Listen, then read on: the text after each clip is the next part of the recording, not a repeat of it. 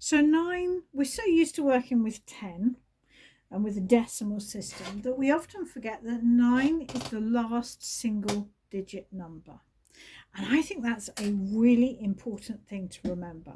And one thing that fascinates me with the 9s in the Rider-Waite deck and irritates me is how much everybody loves that card. I mean, come on, it's a real favourite amongst tarot readers. If you look at other tarot readers' brandings and books, you'll often find this card somewhere as if it's a lucky sigil somewhere, lucky icon. And, there's a lot that's good about this card. And maybe I'm as guilty of loving this card a little bit too much, the 9 of Cups. But to really understand any of the 9s, I think we have to look at all of them. And so we've got 2 cards here, the 9 of Pentacles and 9 of Cups, golden cards that I think many people really, really love. And then we've got what I would argue is the darkest card in the deck. And I really do think it's the darkest card in the deck. I don't think it's the 10 of Swords, because to me the 10 of Swords is about starting again. I would say the only positive thing about the 9 of Swords is realizing you're there, is the wake-up call. It is a dark card about overthinking, overwhelm, anxiety, and when your thoughts run away with you, and that your mental anxiety is now starting to cause ill health and physical problems, which may well be insomnia. And I think the 9 of Wands can be a harsh card as well. It can be a card that I've often linked to PTSD or complex PTSD. It can be linked to burnout, exhaustion. I often look at this guy and I think, he's exhausted. He's got his bandage around his head. He's sort of leaning on that staff as if he's almost too exhausted to stand. And yet he's still looking around him. He's built this sort of barrier of wands around him. And he's still got this fear of, have I done enough? And to me, I've just done a video on burnout. This is one of my cards of burnout.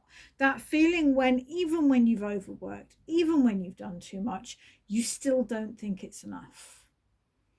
And so I just really wanted to look at the connection between the 9s, and in particular, sort of this useful exercise that not all suits like all numbers to the same degree.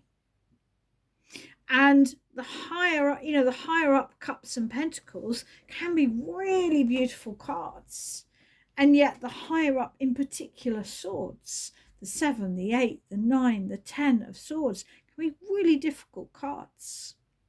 And so a really good way to start learning tarot is to get a feel for how does the suit feel in that number. And to be able to see that difference, the nuances there. So I think the 9 of Swords is probably the easiest of the 9s to understand. This is when your thoughts have built up to the point that you just can't get out of your own thoughts. The clue to the 9 of Swords is in the bed throw or the cover. And on the cover, which you may not be able to see in this video, we have red roses. So red roses are the physical world, and it's about getting up and doing something. If you're worried about debt, then ring a debt helpline. Open your bank statement or your bills. If you're worried about world peace, well, join Amnesty, or do something to help knife crime in your local city. Do something. Don't just think about it. Do something. With the 9 of Wands, I often think the key is the fact that he's holding on to one wand. What he actually needs to do now is walk away from this barrier of all the 9 wands and focus on the one wand. Just focus on one. It's all he needs.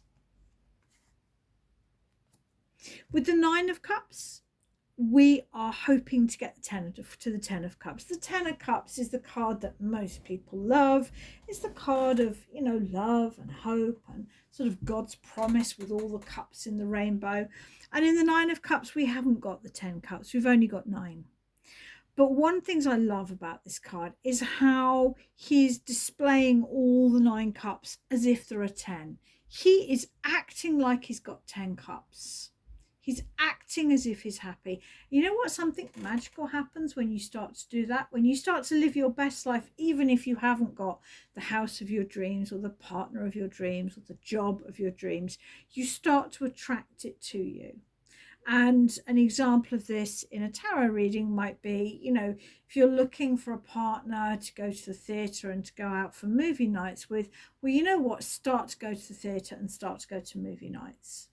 Because by living that life, you are more likely to find somebody to share it with you.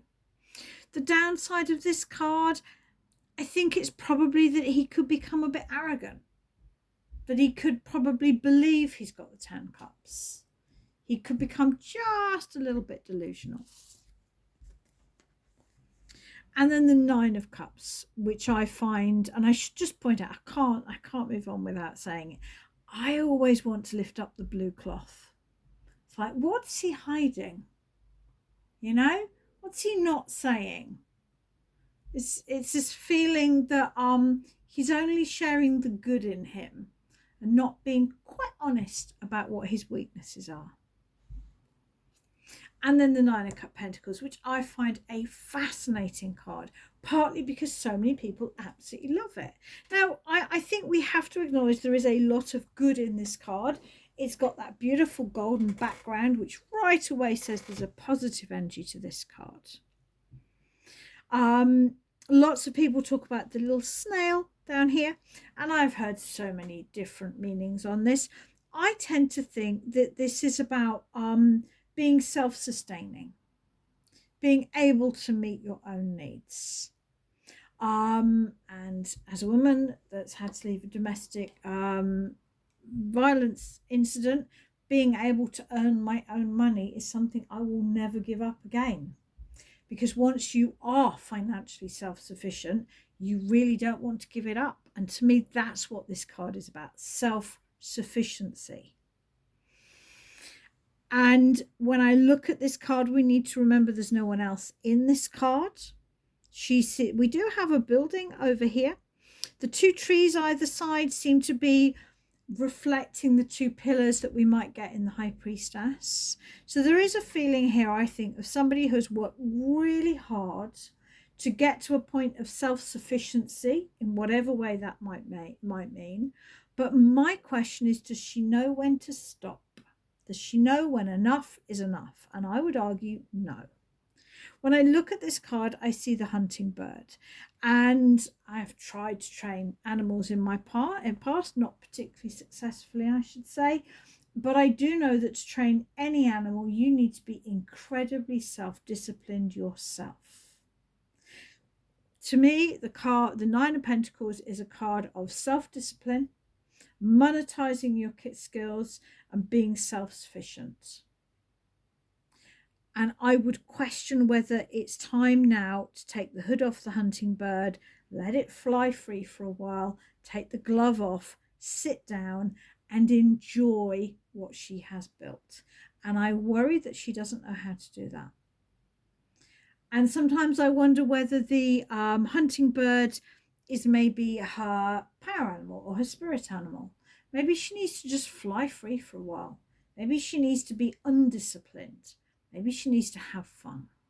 And so I do wonder that about the 9 of Pentacles.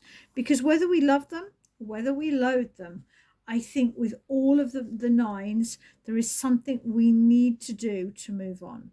With the 9 of Swords, we need to get up out of the bed, out of our head, and do something practical. I think with the 9 of Wands, we need to stop worrying whether we've done enough and just work with what we've got. With the 9 of Cups, we need to acknowledge that we don't have the 10. However much we may be pretending, we don't. And with the 9 of Pentacles, I think we need to kick back, be undisciplined for a while, and enjoy what we have built.